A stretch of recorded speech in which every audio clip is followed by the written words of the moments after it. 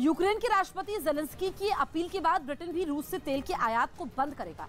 साल के अंत तक रूस से तेल की निर्भरता खत्म करने का फैसला लिया है।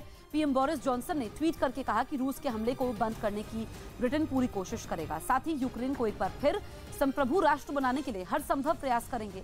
दरअसल हाउस ऑफ कॉमन्स को वर्चुअल तरीके से जेलेंस्की ने संबोधित किया था, जिसके बाद ब्रिटिश पीएम बोरिस जॉनसन ने यह ट्वीट किया। इस बीच यूक्रेन के खार्किव में रूस का हमला और तेज हो गया, जिसके बाद हुई जोरदार बमबारी में कई रिहायशी इमारतें पूरी तरह ध्वस्त हो गई।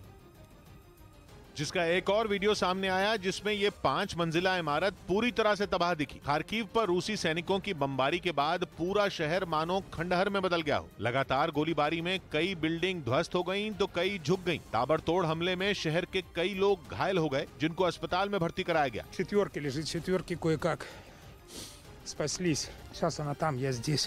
Пытаюсь что-то наведать. यूक्रेन के खार्किव का हाल ऐसा हो गया जैसे किसी हॉलीवुड फिल्म में बमबारी के बाद तबाही का सीन हो। खार्किव के कई इलाके पूरी तरह बर्बाद हो चुके हैं। जली हुई कारों को देखकर अंदाजा लगाया जा सकता है कि रूस के हमले कितने जोरदार रहे होंगे।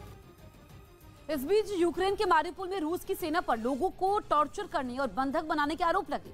यूक्रेन के विदेश मंत्रालय ने इल्जाम लगाया कि शहर से बाहर जाने वाले रास्तों को बंद किया गया ताकि कोई वहां से जा ना सके, जिसके बाद वहां फंसे लोगों के हालात दिन बीतने के साथ ही और बदतर होते जा रहे हैं।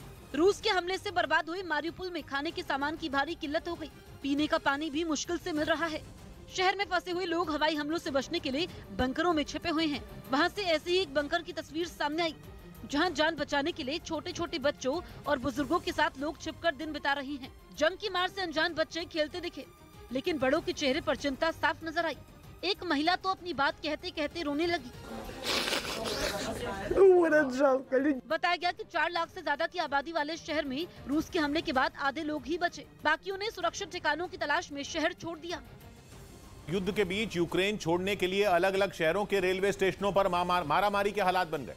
13 दिन बीतने के बाद भी जब यूक्रेन के नागरिकों ने रूस के हमलों में कोई कमी आती नहीं देखी तो उन्होंने अपनी जान बचाने के लिए बड़ी संख्या में वहां से दूसरे पड़ोसी देशों का रुख कर लिया, जिसके लिए उन लोगों ने रेलवे स्टेशनों पर पहुंचना शुरू कर दिया।